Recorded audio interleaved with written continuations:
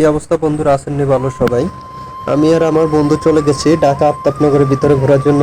আমার বন্ধু তো গাছ দেখে পাগল হয়ে গেছে, মানে 2 টক্কা দিয়ে বাঁধানোর মতন গাছে উঠে গেছে। বললাম কেন এত তাড়াতাড়ি গাছে উঠে গেলি টক্কা দিয়ে? বললো ঢাকা শহরে থাকি, গ্রামের ফিল্ডটা একটু নিতে হবে, গ্রামে থাকলে প্রতিদিনে গাছে উঠতাম। তাই আমরা চলে গেলাম আফতাবনগরের ভিতরে একটা জঙ্গলের ভিতরে ঘোরার জন্য। খুবই সুন্দর জঙ্গলটা, মনে হয় এটা পুরা গ্রামের দৃশ্য। যেমন এটা দেখেই আমরা খুব ভালো লাগলো, মানে গ্রাম গ্রাম একটা ফিল। তো এই দেখতে থাকুন আপনারা ভিডিওটা কেমন হলো, কেমন সুন্দর লাগলো। সেলফি নিয়ে এসে তুলিয়ে ধরাচ্ছা এই দেখেন, এই চান এত কয় আসাম করে দিব দেখছেন।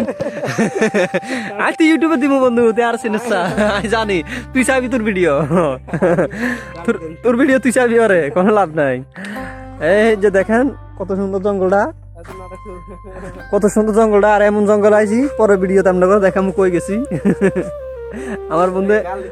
আমার বন্ধু এখানে গবেষণা করে, কে কি করে গবেষণা করতে আইছে এখানে।